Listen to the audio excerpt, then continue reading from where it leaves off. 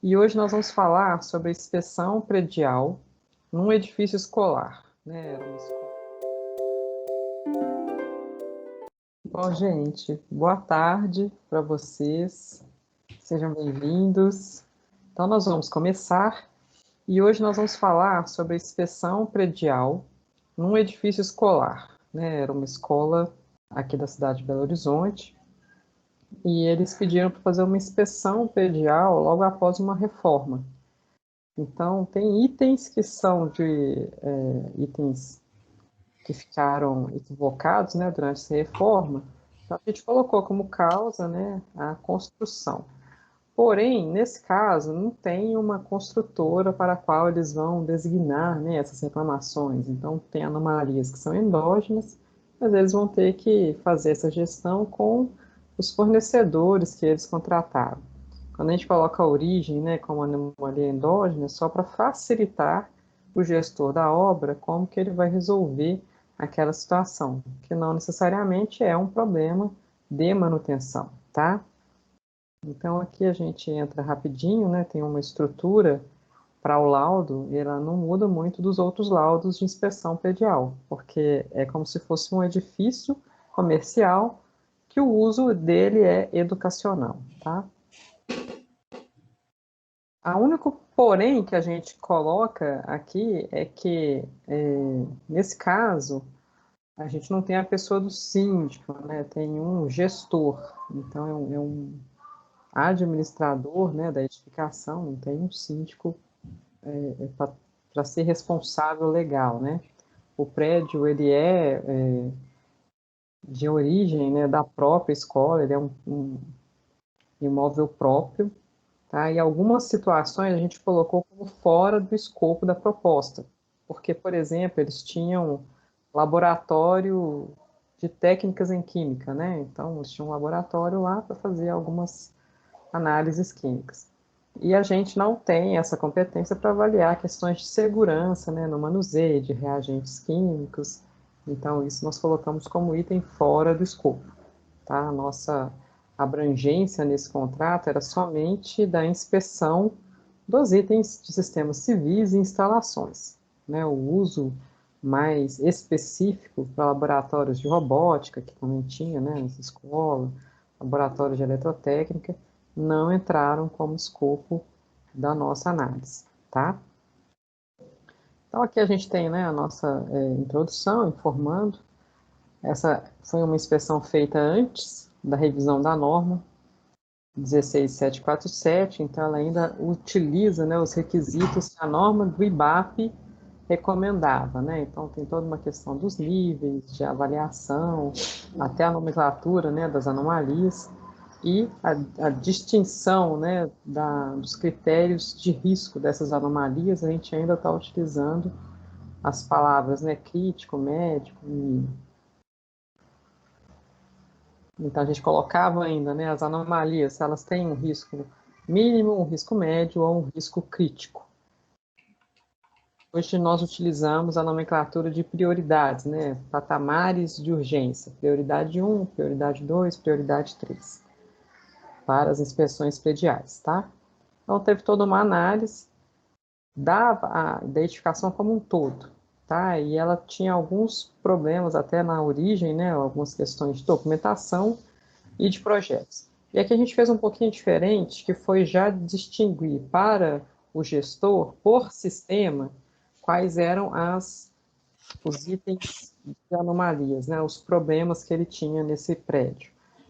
E a gente colocou isso no começo, foi até um pedido dele, para facilitar para ele conseguir já orientar a equipe dele sobre o que eles tinham que fazer, tá?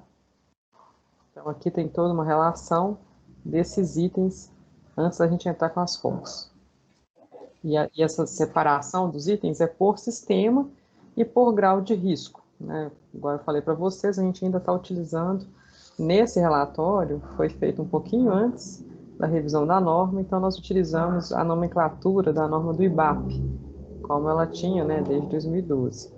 E ano passado entrou em vigor a norma 16747, então essa nomenclatura ela foi alterada.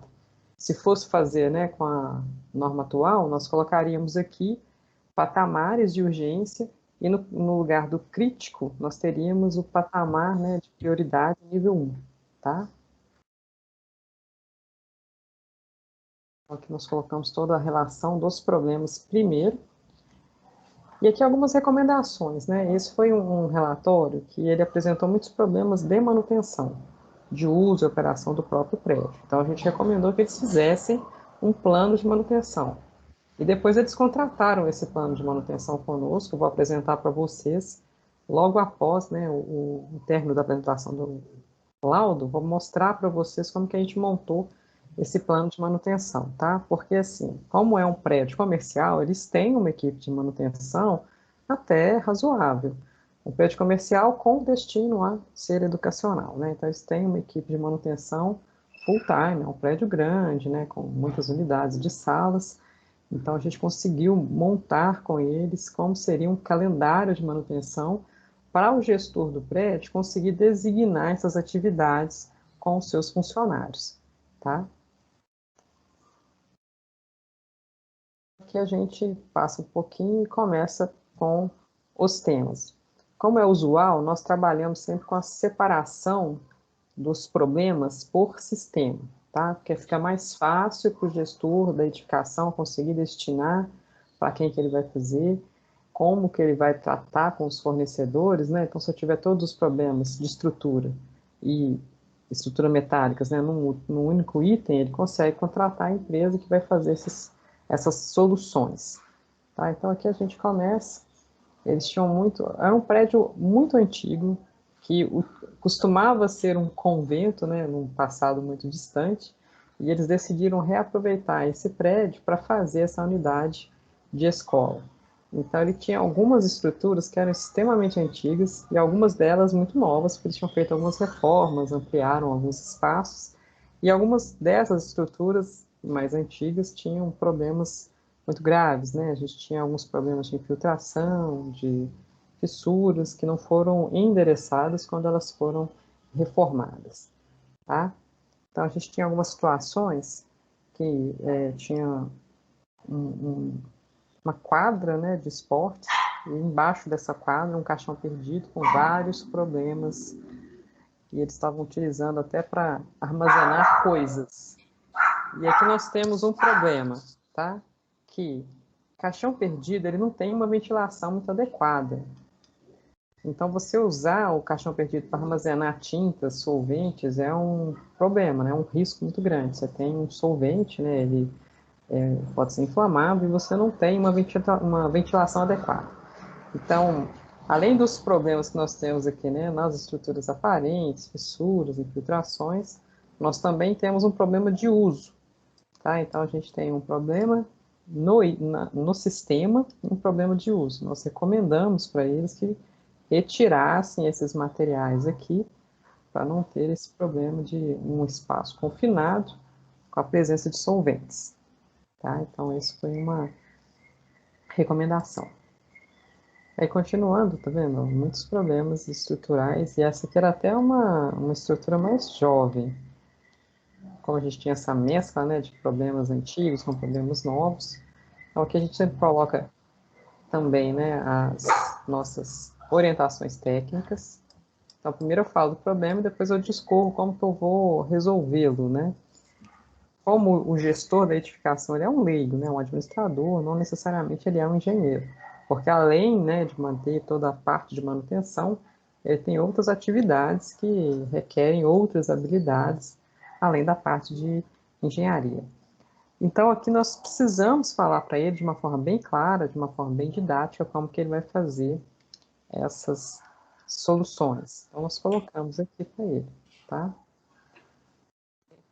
Pertinho, assim, do problema, para ele entender que essa solução se refere a esse problema.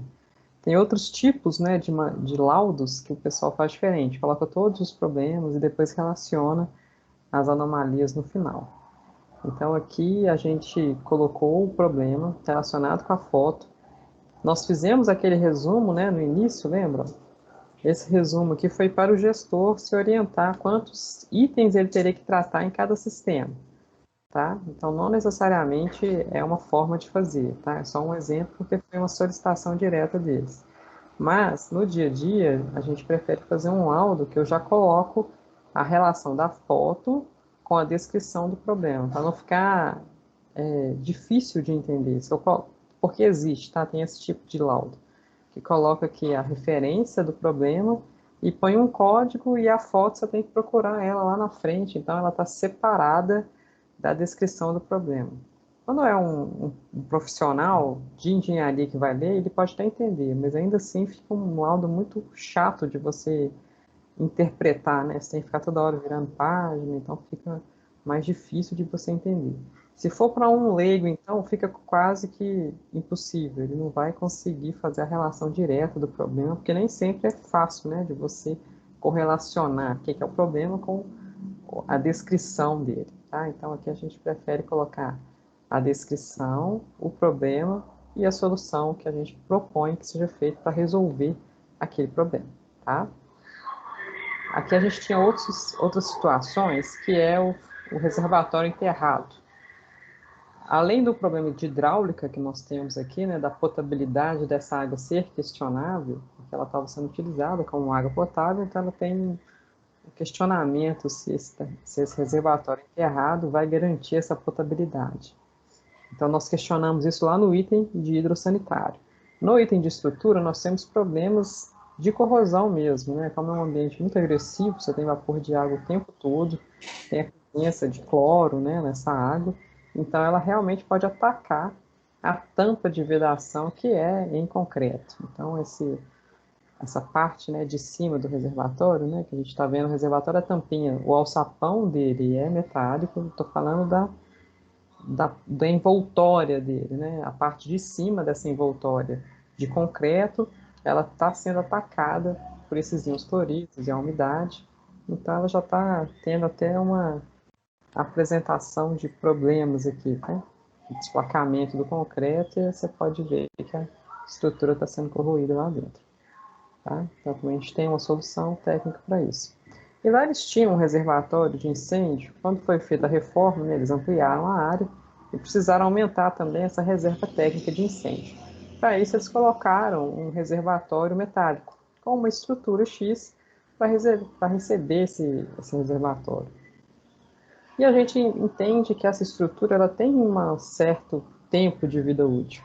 Então, eles fizeram, pensando, ela não vai ter problema agora, mas ela já apresenta alguns pontos de corrosão, principalmente próximo das soldas, né, de ligação. Tá? Então, é uma estrutura que pode dar problema daqui a algum tempo. Então, a gente recomenda que tenha, né, uma proteção, uma pintura anticorrosiva, para você garantir que essa estrutura vai se manter por mais tempo sem problemas.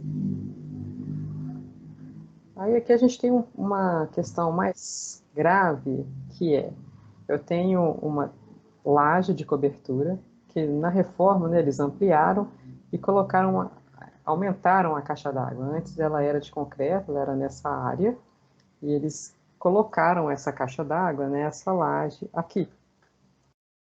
Então, precisaria fazer, né, um reforço dessa laje estrutural para conseguir receber essas duas caixas de água, né? Porque essa laje não foi pensada para receber essas duas caixas de água. Foi pensada para um outro uso, como o prédio foi reformado, eles não fizeram esse reforço na laje estrutural. O que eles fizeram foi colocar algumas peças metálicas aqui como um suporte provisório, mas esse tipo de solução não resolve o tipo de problema que nós temos. Isso aqui era até uma situação muito séria, né? Nós conversamos até com o gestor para ele atacar isso aqui primeiro, porque de todos os problemas, você tem um rompimento dessa laje por um peso, né? E é um peso considerável, né? 2 caixas d'água de 20 mil litros cada, para uma laje que não foi pensada para ser, né, uma laje de suporte de reservatório de água, isso pode ser um valor muito considerável.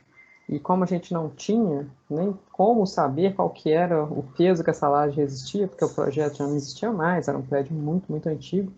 Então essa laje era muito, muito antiga Você pode ver até pelos elevadores, a máquina, né, do elevador é uma máquina muito fora do que a gente esperava, porque ela foi construída, né, na década de 70. Então, esse projeto estrutural já não existia mais. Então, eu não consigo saber qual foi o peso para o qual ele foi dimensionado. Não sabendo, a gente considera que essa laje ela não tem valor estrutural mais. Até porque ela já tem uma vida útil superior a 50 anos. Então, eu não posso considerá-la como uma laje que suportará um peso tão grande. Então, tem que considerar que ela não existe, ela é só um elemento que ainda está de pé, mas que não pode ser considerado suficiente para segurar duas caixas d'água, né, grandes para esse prédio, tá? Então, isso foi um problema que a gente recomendou que o gestor atacasse com bastante critério. Aqui, a junta de dilatação, a gente faz um mapeamento das fachadas, tá? Como era um prédio muito complicado, né, complexo, nós fizemos um mapeamento para o próprio gestor conseguir identificar onde que estão os problemas. Tá? É um mapeamento muito simples, né? Você coloca pelo menos uma esquemática do prédio e mostra qual parte que você está fotografando e os itens com problema, né? O que que você está se referindo. E aqui a gente tem um diferencial que os itens que estão bons a gente também fala que está bom para o gestor conseguir entender que aquilo ele não tem que fazer nenhuma ação sobre isso. Tá? Então, os que não tem setinha é porque aquela parte está ok. Vai ter uma recomendação que a gente passou para eles entenderem, ó, vou atacar isso, não vou atacar aquilo. Era um projeto muito específico. Tá? Então, alguns pontos eram erros até do próprio do fornecedor, né, que prestou o serviço, o empreiteiro. Então, faltavam alguns pontos para ele finalizar, para garantir a estanqueidade da fachada. Tá? Então, alguns pontos ainda tinham sujeira, né, mau condicionamento. Eu não tinha uma vedação muito adequada entre essa laje e a parede, então eu poderia ter infiltrações. Nesse ponto aqui, a laje se conecta com a parede. Então, foram pontos que nós repassamos para o gestor, tá? Algumas questões que a arquitetura pede, que causam alguns problemas, né? Ela pediu para cobrir essa fachada com aquele mesmo material de uma grama sintética, né, similar a uma grama sintética, e ele não permitia, né, a respiração dessa fachada, então começou a ter uma série de manchas por eflorescência. Então nós colocamos, mesmo uma fachada estando toda recoberta, ela precisa ter, né, as juntas de dilatação, ela precisa se movimentar, senão ela vai ter, né, algumas microfissuras e elas vão acabar gerando esse problema da eflorescência. Então, aqui foram vários pontos que nós fomos recomendando, né? Algumas questões eram recorrentes, elas aconteciam em várias fachadas, tá? E a gente foi repassando para eles o que seria interessante fazer. Algumas questões até porque encontrava, né, o velho com o novo, então era uma esquadria velha com uma fachada nova, então algumas coisas tinha algumas incompatibilidades de execução, tá? E alguns problemas também, né? Depois a gente fala no nosso PDA que eles não conectaram todo os telhados. A parte de instalação elétrica, como era um prédio velho misturado com o novo, então eu tinha problemas de quadros muito velhos, que já não tinham mais situação de segurança adequada, mas também tínhamos quadros novos que estavam, né, executados de forma equivocada, não estavam seguindo, né, o que a norma recomenda.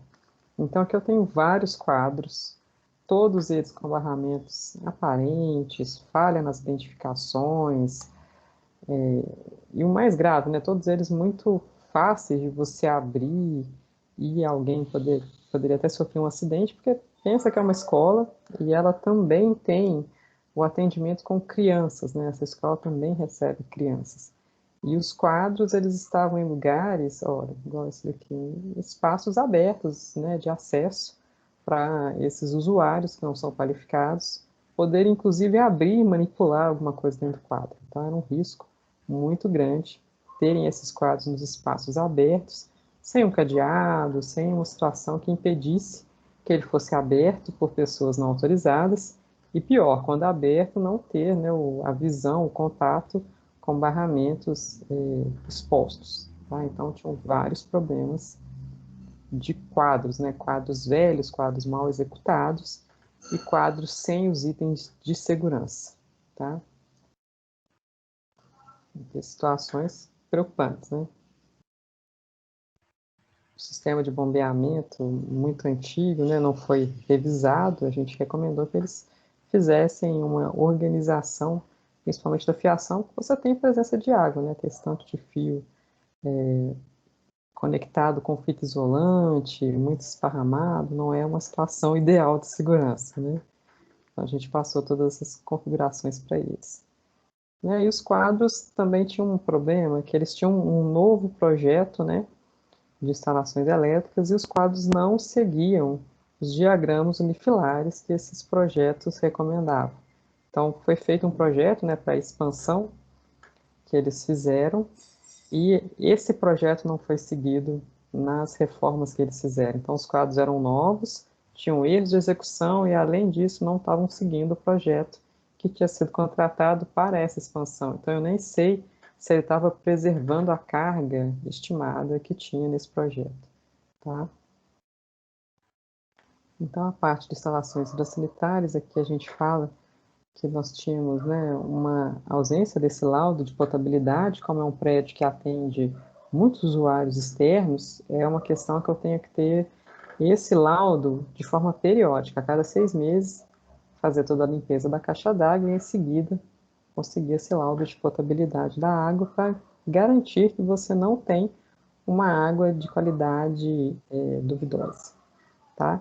E aí aqui a gente tem o problema, né? Vou até dar uma ampliada, porque esse reservatório ele não garante a estanqueidade e a potabilidade dessa água. Esse reservatório do tipo enterrado é uma tecnologia muito antiga, ela já não é mais utilizada, as normas já não podem mais, né, não aceitam esse tipo de reservatório, se ele não tiver algumas instalações que me preservem que essa água não será contaminada. Então, eu posso até ter ele enterrado, mas ele não pode ter o concreto diretamente conectado com o solo. Tá? A norma pede que ele possua uma envoltória em torno da caixa de concreto mesmo, para garantir que essa água não vai ter contato com o solo. Antigamente, a norma pedia até uma certa distância, né, de 60 centímetros. A norma atual não coloca mais essa distância, ela foi revisada, inclusive, no ano passado, mas ela fala que você tem que garantir que essa água ela é potável. Ela não tem um tipo de contato com o solo. Então, você pode ter outros artifícios, mas não pode ser uma caixa de concreto simplesmente no solo. Tá? Outra situação que eu tenho aqui é naquela mesma caixa d'água que nós verificamos que elas estavam em cima da laje sem nenhum reforço estrutural, eu não tenho também uma condição de manutenção adequada, porque vejam que a tampa da caixa d'água ela está direto para a platimbanda, que não é um lugar ideal de você colocar a tampa, porque quando a pessoa for fazer a limpeza e manutenção, ela está numa situação de extremo risco. Eu tenho que trabalhar aqui com muito cuidado, né? Porque o risco de queda é muito grande. Então, se ela tivesse pelo menos para esse lado de cá, já tinha uma facilidade para conseguir fazer essa manutenção. E além disso, ela está fora, né, do que o próprio fornecedor pede de distanciamento entre ela e as outras caixas d'água e os outros elementos verticais. Então aqui, qual que seria a situação então? Tira a caixa d'água? Não, gente, eu tenho vários modelos de caixa d'água, né? Eu poderia ter pegado uma caixa d'água mais estreita, mais alta, tem outras opções que eu poderia trabalhar para garantir essa manutenibilidade desse sistema, né? Lembrando que a caixa d'água, ela é o reservatório de água potável do prédio. Eu tenho que pensar que eu preciso fazer manutenção nela, e essa manutenção é periódica, ela é constante. Não posso esquecer a caixa lá em cima e nunca dar manutenção. Então, quando eu for fazer uma reforma, já que eu já estava fazendo uma reforma, eu poderia ter previsto que eu preciso fazer uma manutenção adequada nesse sistema. Tá? E, novamente, né, não tem junta antivibratória nessas bombas, não tem um coxim, né, para garantir a estabilidade dessa bomba. Então, eu posso ter aqui sistema de bombeamento que vai ter uma vida útil muito pequena, porque ele não foi pensado para ter uma boa durabilidade. E essas são recomendações que a própria norma traz para a gente. Colocar sobre um coxinho de borracha, utilizar as juntas antivibratórias e outros elementos que eu evito um pouco, né, essa vibração constante da máquina e até a questão de ruído, né, eu reduzo o ruído. E aqui outras questões, né? Na manutenção, eu vou ter dificuldade de identificar quem que é a tubulação de saída de água, de extravasor, porque não tinha nenhuma identificação. Então, é uma questão que o próprio fornecedor que fez a reforma poderia ter feito, mas se não fez, né, não estava no escopo, enfim, é uma questão do gestor com o seu fornecedor. Agora o gestor de manutenção vai ter que fazer, porque eu preciso que esse sistema seja manutenível por qualquer pessoa que entre, né, na equipe de manutenção. Eu não posso imaginar que vou ter sempre a mesma equipe que ela vai decorar o que cada um desses registros, cada uma dessas tubulações faz. Então ele tem que pensar o seguinte, ó, se eu trocar ou uma pessoa entrar de férias, ou eu precisar de contratar um novo funcionário, ele tem que conseguir fazer as atividades com uma certa facilidade. Eu não posso ficar esperando que ele tenha essa necessidade de alguém dizer para ele qual registro que abre, qual registro que fecha. Isso é uma coisa que gera, né, um fator de risco muito grande no dia a dia do uso dessa edificação. Outras questões, né, a bacia de PNE, ela tem alguns problemas, né? Quando você pensa em sanitários acessíveis, eles precisam seguir o que a norma 9050 recomenda. Então, apesar da bacia sanitária ser adequada, o dispositivo de acionamento da descarga não era. Tem que pensar que uma pessoa numa cadeira de rodas tem uma certa dificuldade de conseguir acessar o botãozinho que fica em cima da caixa acoplada. Então, eu tenho outros mecanismos que eu preciso pensar para que qualquer pessoa, né, com mobilidade reduzida consiga acionar o mecanismo da descarga. E isso, a norma 9050 já fala qual é o mecanismo, como que ele tem que ser, a qual altura. Então, é só seguir as recomendações da norma. Mas lembrando, se eu tenho um edifício que ele é comercial, ele está aberto, né, ao público, mais cuidado ainda com a acessibilidade eu preciso ter. É uma questão assim que às vezes passa desapercebido, mas no dia que tiver uma única pessoa que precise, né, acessar essas instalações para pessoas com mobilidade reduzida, com necessidades especiais, e ela não conseguir, aí você pode ter um problema muito sério na sua edificação. Né? Você, como gestor de obras, né, gestor da edificação, pode ter muito problema, porque não vai conseguir atender a esse público. E o banheiro foi feito especificamente para esse público. Então, é uma questão que nós, né, como engenheiros, precisamos passar para os gestores da edificação, para quem a gente presta o serviço, né, de inspeção predial, que eles se atentem, que é muito sério, né? Algum deles pode se sentir ofendido e até levar isso, né, num litígio por danos morais. Então, eu tenho uma série de riscos por não seguir as normas de uma forma correta, né? Qual que seria o custo adicional que eu teria de colocar o dispositivo de acionamento da descarga corretamente, né? Então, é o tipo de risco que não vale a pena correr. Novamente, né, as tampas, tanto da caixa de água, essa aqui é a tampa da caixa de água, mas também as tampas das caixas de inspeção, todas com sinais, né, de deterioração, então a gente recomenda que seja feita sempre uma revisão dessas tampas, uma pintura, né, com um material resistente à corrosão, e a limpeza dessas caixas, né, sempre mantê-las limpas, as caixas de drenagem pluvial, porque no dia que tiver uma chuva, né, de maior porte, você ter a vazão do fluido com bastante facilidade. Tá? Vários problemas com as caixas de manutenção. Aqui nós temos uma questão que era uma recomendação até de identificação, né? Você tem uma porta de vidro tão lisinha, né? No meio de uma circulação onde você tem crianças, e mesmo adultos, né? Pessoas podem se confundir e achar que a porta está aberta, quando na verdade ela está fechada e tem um risco. Né, um risco da pessoa bater, mesmo que é um vidro temperado, ele não vai estilhaçar, né, de forma perigosa, mas ainda assim ele pode causar um acidente que pode gerar alguns ferimentos, né? E isso considerando que você tem crianças no lugar, não é um risco adequado, não é um risco aceitável.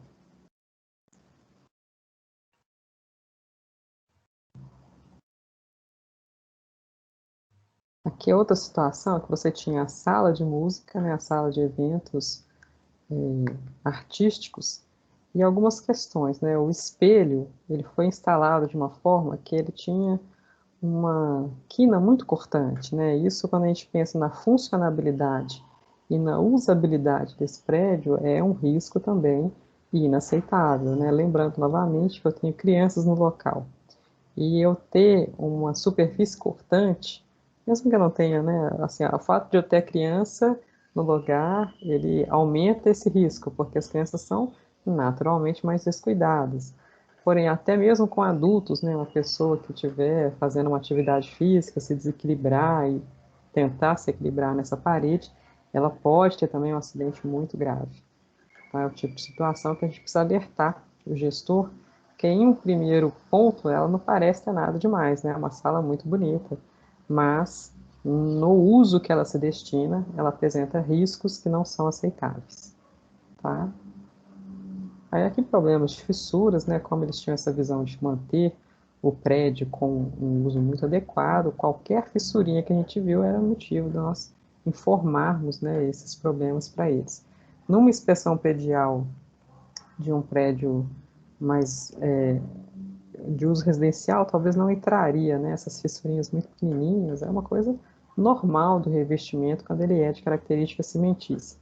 E se ele tem um uso ali para comercial, eu tenho um valor nesse prédio, né, por ser bem cuidado, os pais, os alunos vão ficar mais satisfeitos. Então, quaisquer problemas estéticos também foram alertados para o gestor do prédio. Nesse caso, um edifício escolar. Tá? Então, alguns vidros quebrados, nos tijolinhos de vidro, e muitas fissurinhas, né? Todas as salas tinham um quê de fissurinha, isso é normal, mas como eles queriam, né, um prédio bem certinho, então nós informamos para eles todos os problemas que nós verificamos. Aqui até um problema um pouco mais sério, porque eu não tinha uma vedação adequada da janela. Vejam que você consegue ver a luz do dia através da esquadria. Então, uma situação de chuva, eu teria essa água entrando, né? Tinha até algumas manchas já de infiltração. Então, aqui já era um problema um pouquinho mais.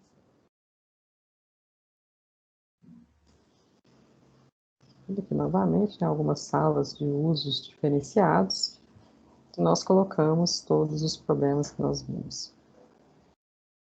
Isso porque eles tinham essa intenção, né, de manter o prédio sempre bastante adequado para o uso comercial, tá? Algumas fissuras são mais feias, mas elas não tinham nenhum risco para a estrutura do prédio, tá?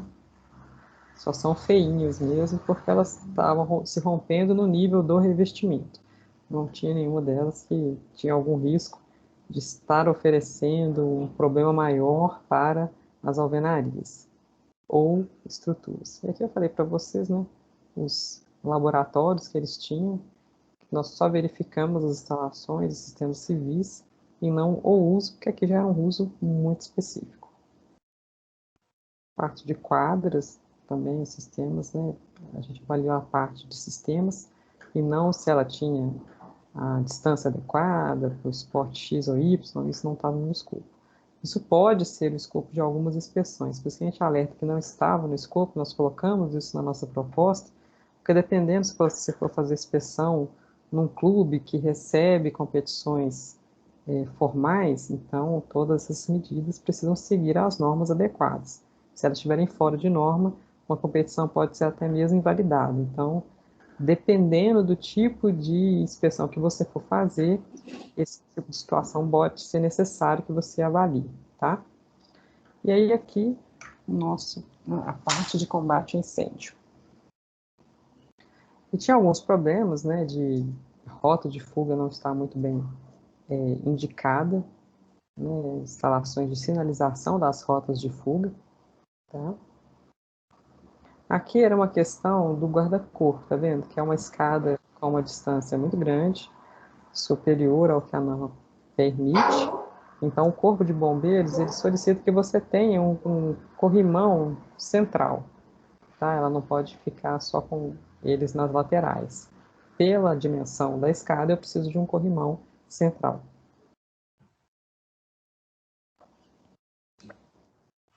E aqui umas questões que acontecem, né? A pessoa interpretar de forma equivocada o projeto. E aqui eu pedia, né, um extintor com capacidade para ser A, B e C, e ele era só do tipo A, era só do tipo água, mas o projeto de incêndio solicitava que ele fosse ABC. Então, nesse local, eu não poderia ter um extintor só do tipo água, ele tem que ser do tipo ABC. Então, ele estava errado, tá? Isso se aconteceu em vários lugares, né? O que é muito complicado, porque você tem uma escola, muito papel, então o risco de você ter um incêndio que seja em questões de instalações elétricas é muito grande. Então, por isso a necessidade que o próprio, né, bombeiro solicitou que fosse um extintor de incêndio do tipo ABC. E o instalado foi do tipo A.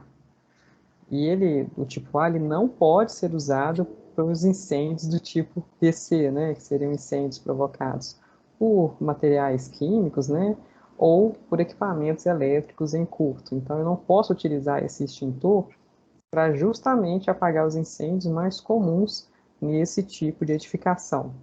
Então, esse é o grande problema, né, de você colocar a forma equivocada do projeto, né? Colocar os dispositivos equivocados, tá? Aqui há algumas situações que a gente recomenda que tenham atenção, porque eu tenho o bebedor com água, né? E a tomada elétrica do lado de um tipo que não é o adequado. Se eu for ter uma tomada próxima de uma fonte de água e eu não consigo tirar ela desse lugar, né, colocar ela mais distante, então ela precisa ter um grau de proteção maior, que a gente chama um grau de proteção IP44. Essas tomadas que elas são totalmente fechadas e ela tem até uma portinha, porque aí ela não deixa a água penetrar dentro da tomada e aí eu consigo ter uma situação de segurança maior. Lembrando novamente que nesse caso eu tenho um uso, né, muito específico da certificação. Eu tenho a presença de público. Então, quando eu tenho essa situação, é um tipo de risco que eu não posso aceitar. E aqui outras questões, né, do quadro de incêndio, que ele não atendia, né, os padrões da norma 5410. A bomba de incêndio também, né, não tinha as situações para evitar a vibração constante dela. O abrigo de hidrante, né, sem a pintura, sem as chaves torce, ela só tinha uma chave de conexão de engate rápido aqui, as próprias mangueiras estavam acondicionadas de uma forma que não é a mais adequada e elas não estavam testadas de forma atualizada, né? O último teste delas era bastante antigo para o uso da edificação, né? Que ela tem que ser testada de forma hidrostática anualmente. Opa. Algumas falhas de identificação de rota de fuga, e novamente, por ser um prédio que atende público externo, eu preciso ter a rota de fuga muito certinha, muito bem direcionada, para em qualquer situação de sinistro eu conseguir evacuar essa população de forma rápida e sem pânico. Tá? E a parte do SPDA, um primeiro momento é que faltou, né, o próprio teste de equipotencialização do SPDA, e isso é muito grave, é um prédio, novamente, comercial, e ele precisa ter esse teste a cada 3 anos. E um segundo ponto era realmente a interligação das coberturas. Eu tenho uma cobertura nova, uma cobertura antiga, e o projeto considerava que as duas fossem conectadas ao sistema de SPDA. E a nova cobertura não estava. Ainda faltava essa etapa para ser concluída, né? Em algum ponto da reforma, esse item não foi feito e ficou sem ser feito, e abriu, né, o projeto para o público e o pessoal não tinha feito ainda essa equipotencialização, a interligação, né, do SPDA desse telhado para o restante dos edifícios, tá? o que é uma coisa muito séria, né? Porque é uma área metálica muito considerável. É aquelas questões, né, de fixação de ácidos na cobertura, e você pode ter perfurado a sua camada de manta. E as fixações inadequadas, né, do próprio aço, com o tempo, né, o aço que passa pela cobertura, né, esses rufos e calhas que eu tenho, eles podem gerar algum tipo de corrosão, né, mesmo sendo um material um pouco mais resistente, mas por ser um prédio um pouco mais velho, eles têm essas corrosões. E essa fixação do cobre diretamente nessas calhas, essas corrosões podem gerar algum tipo de resistência quando for passar, né, aquela carga elétrica muito grande, e ela passa com uma forma muito grande e muito rápida. Então eu preciso ter o mais, assim, como se eu tivesse precisado de criar um caminho muito fluido para essa descarga elétrica passar. E se eu tiver alguma situação como a corrosão, eu posso prejudicar essa passagem. Então eu posso ter, inclusive, um risco dela criar uma bomba aqui nesse lugar, né? Porque o raio, quando passa, ele sai destruindo. Então eu preciso ter um sistema, né, de escoamento dessa descarga elétrica bem facilitado para não ter ela parando em lugar nenhum, que aonde ela tiver uma resistência, ela precisa parar, é ali que ela vai se dissipar, e esse é o nosso grande risco. Bom, e aí a gente tem as considerações finais, né? Eu vou dar uma puladinha nela aqui, porque elas foram muito específicas, né? Para o prédio, é realmente, basicamente, um resumo do que a gente apresentou, tá? Tinha alguns documentos que nós anexamos para apresentar para o condomínio não, né? O gestor da edificação, para ele gerar, né, um dossiê, até para conseguir justificar esse custo que ele precisaria ter para apresentar para a administração geral do colégio, tá? E eu falei para vocês que eles nos contrataram também o plano de manutenção. Eu vou apresentar rapidamente como que foi esse plano, porque é uma dúvida que você sempre me fala, mas se eu tiver que fazer um plano, como é que eu faço? Opa, bom, gente, o plano de manutenção a gente monta para os prédios que nos solicitam, né, de forma muito específica. Então, a gente coloca uma introdução, mas quando eu digo específica, é que eu vou sempre analisar os sistemas que aquele prédio tem e vou colocar para ele apenas as manutenções que ele precisa fazer para aqueles sistemas, já dentro da periodicidade que as normas pedem e dentro dos serviços que são requisitados, tá? Então, aqui, ó, vou explicar rapidamente. Eu tenho, basicamente, um calendário. Nesse calendário, diariamente, eu coloco para ele quais são as atividades. Para ele conseguir saber o que ele tem que fazer, a gente cria uns códigos para cada atividade. Então, tem atividades, né, esses azuizinhos aqui que vocês estão vendo, eles se referem ao sistema hidrossanitário. Então, tem atividades que são semanais, tem atividades que são quinzenais, tem atividades que são mensais, mas todas elas são do hidrossanitário. Então, eu não posso falar, cheque o hidrossanitário toda semana. Eu vou checar o quê? Tem que falar para ele o que é exatamente e em qual dia que ele vai fazer. Então, quando o gestor, né, da manutenção for passar para a equipe dele, ele não precisa nem pensar, falar, segue isso daqui que você vai fazer a sua manutenção. Porque vejam, olha, cada dia eu tenho um códigozinho que se refere a uma atividade inequívoca. Então, ela é só única.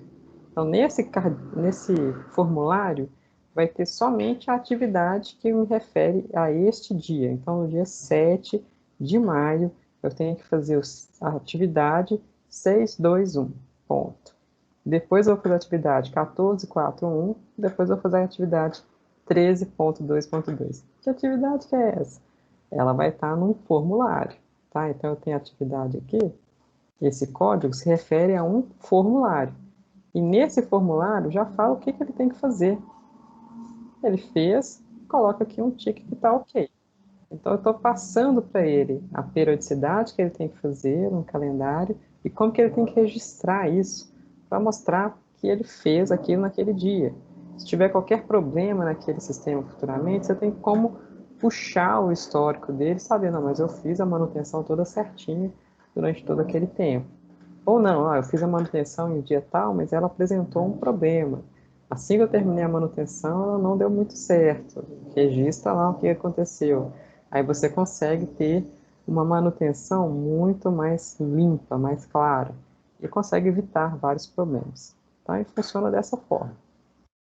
Aqui está o nosso calendário, aqui está o nosso registro de atividades. E aqui entra os meus formulários. Então, o formulário é uma coisa muito simples.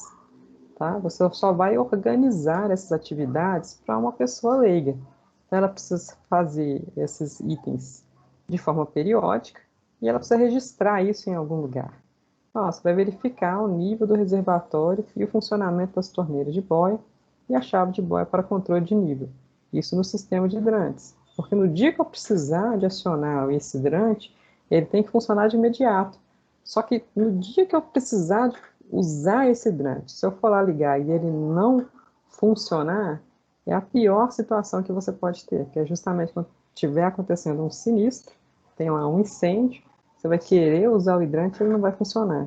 Por quê? Porque nunca ligou, nem sabe se tem nível de água na caixa d'água, se está preservando mesmo, né, aquela reserva técnica de incêndio, se a bomba está funcionando, porque esse sistema do hidrante ele é pressurizado, ele precisa de uma bomba para mantê-lo. Então, na hora que você ligar, vai ver lá, não tá, tem que ligar a chave, está no manual, começa a ter uma série de problemas. Então, você precisa checar isso de uma forma periódica, para no dia que for precisar daquele sistema, ele responder de prontidão. Então, é para isso que a gente faz um plano de manutenção bem mastigadinho, para evitar de qualquer problema no dia a dia ou em situações de emergência. Tá? Então a gente sempre pensa assim, ó, no dia a dia tem que funcionar bem, na situação de emergência tem que funcionar otimamente bem. Eu não posso ter problema nenhum no dia que eu tiver uma situação adversa. Tá? Então por isso que às vezes tem algumas manutenções que parecem ser simples, mas que eu preciso realizar para eu ter certeza, porque se acontecer um problema naquele dia, um sinistro, eu tenho um sistema todo redondinho, ele não vai me deixar na mão. Tá? É aquela questão. Vou fazer tudo isso e eu preciso registrar. Isso tanto para resguardar o gestor, quanto para manter um registro disso e eu conseguir visualizar a minha manutenção como um todo. Tá? Então, esse plano de manutenção, ele só tem essa diferença. Eu classifico e separo por atividade o que ele tem que fazer. E além de separar por atividade, a gente separa também por periodicidade e cria um formulário para cada itemzinho desse, tanto por sistema quanto por periodicidade. Porque dentro de um sistema eu tenho várias periodicidades. Eu tenho um mesmo sistema que tem inspeções e manutenções que têm que ser feitas semanalmente, mensalmente, quinzenalmente, a cada 2 meses, a cada 6 meses, anualmente, e assim vai, tá? Até chegar a cada 5 anos eu tenho que fazer alguma coisa. Então, por isso que ele fica um calendáriozinho aqui todo cheinho de coisas, mas aqui tem situações que são semanais, mas tem situações também que são semestrais, mas eu tenho que colocar ela em algum lugar. Então, já planeja, ó, em dezembro eu vou ver um item que é semestral. Tem o item anual também, aonde que eu vou colocar? Vamos colocar em algum lugar para a pessoa saber. Então, ó, começa em dezembro, no próximo dezembro também vai ter que fazer, então cria-se uma rotina. Cada dezembro tem uma grande manutenção para ser feita, por exemplo, no elevador. Eu já deixo isso apresentado para o meu gestor e ele consegue até mesmo saber quem que ele vai contratar para fazer o que em cada mês, tá?